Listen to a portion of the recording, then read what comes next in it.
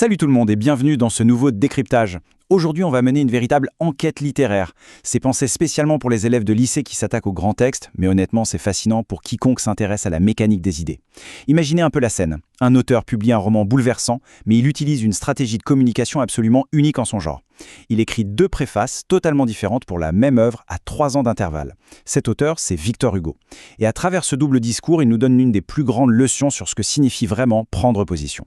On va voir comment un simple écrivain se transforme sous nos yeux en militant féroce et se forge une arme rhétorique d'une puissance incroyable. Allez, on plonge direct dans le vif du sujet. Au programme aujourd'hui, d'abord, on va parler de ces 2 préfaces pour une seule œuvre. Ensuite, on verra le masque littéraire de 1829, puis l'engagement à découvert de 1832. On passera au démantèlement des arguments pour finir sur le modèle parfait du texte engagé. Première étape de notre analyse, 2 préfaces, une seule œuvre. Et ça illustre brillamment le génie de Victor Hugo. C'est quand même un fait littéraire hautement inhabituel de publier 2 textes argumentatifs majeurs pour le même livre. D'un côté, on a l'approche de 1829. C'est très bref, c'est rempli d'ironie, et surtout, c'est de la fiction pure. L'auteur fait semblant de ne pas être l'auteur. Il dit avoir simplement trouvé un manuscrit. C'est une pirouette, une façon d'avancer masquée. Et puis, bam, on fait un saut de 3 ans. En 1832, la donne change du tout au tout. Le texte devient beaucoup plus long, l'engagement est frontal, explicite, et l'auteur s'adresse directement aux politiciens, à ceux qui font les lois. C'est littéralement l'histoire d'un homme qui met un masque pour capter l'attention du public et qui, une fois qu'il a tout le monde dans sa poche, arrache ce masque pour hurler ses convictions. Ce qui nous amène logiquement à notre deuxième point. 1829, le fameux masque littéraire. Comment est-ce que cette ruse fonctionne concrètement ? Eh bien, en 1829, le but Hugo est clair. Il ne faut surtout pas faire la morale de façon trop lourde, sinon les lecteurs parisiens vont fuir. Donc, il feint que ce manuscrit n'est pas le sien. Il utilise cette mention très maligne de journal authentique. Le but, c'est de faire croire qu'on lit les vraies dernières notes gribouillées par un condamné à mort dans le froid de sa cellule. Bon, le coup du manuscrit trouvé, c'est vieux comme le monde en littérature. Mais ici, c'est fait avec une précision redoutable. Ça pique la curiosité, ça crée du mystère et ça donne une illusion de réalité absolument parfaite. Mais on peut se demander, pourquoi s'embêter avec un tel subterfuge ? C'est simple, ce procédé de fiction-réalité décuple l'impact émotionnel. Sans jamais donner son avis politique, Hugo nous plonge dans l'angoisse viscérale, la claustrophobie et le désespoir de cet homme.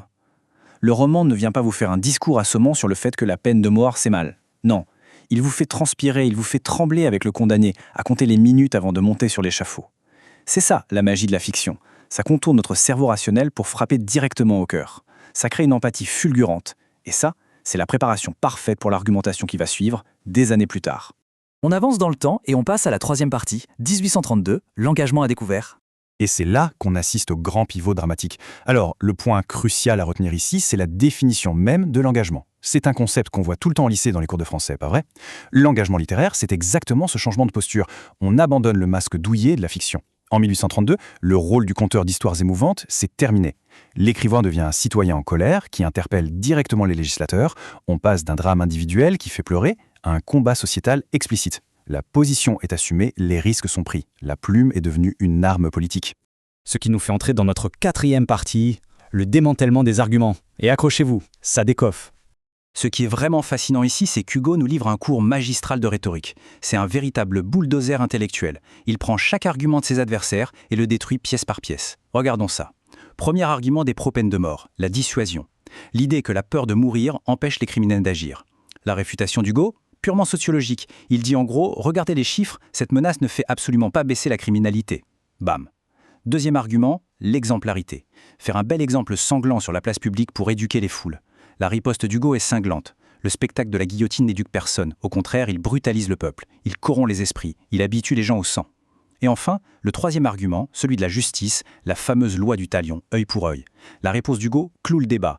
Une société qui tue froidement pour punir un meurtre s'abaisse exactement au même niveau que le meurtrier. Et donc, par définition, elle devient injuste. C'est du tir au pigeon, il ne laisse aucun angle mort. 5e et dernière étape de notre décryptage, le modèle absolu du texte engagé.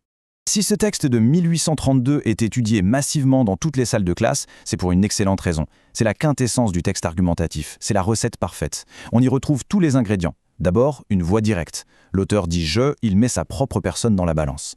Ensuite, une posture explicitement engagée. Fini les cachettes derrière des personnages de fiction. On a aussi cette adresse directe et musclée aux politiciens, à ceux qui ont le vrai pouvoir de changer les choses. Et enfin, cette fameuse réfutation systématique des thèses adverses qu'on vient de voir. Hugo prouve ici une chose capitale. La littérature, ce n'est pas juste pour s'évader. Ça peut être un outil redoutable, pensé et structuré pour réveiller les consciences et carrément façonner la société. Toute cette incroyable ingénierie littéraire converge finalement vers une question vertigineuse. Une société qui tue peut-elle être juste ? Le but ultime de Victor Hugo, c'était de montrer qu'un romancier a un pouvoir immense et surtout le devoir de mettre le monde face à ses contradictions. En passant de la fiction intimiste à l'engagement politique total, ce texte garde une force de frappe intacte, même des siècles plus tard. C'est une réflexion indispensable quand on s'intéresse au pouvoir des mots et à la façon dont l'art peut essayer de réparer le monde. Voilà de quoi nourrir vos prochaines dissertations ou simplement votre réflexion personnelle. Merci d'avoir suivi ce décryptage et à très vite pour plonger ensemble dans une nouvelle mécanique des idées.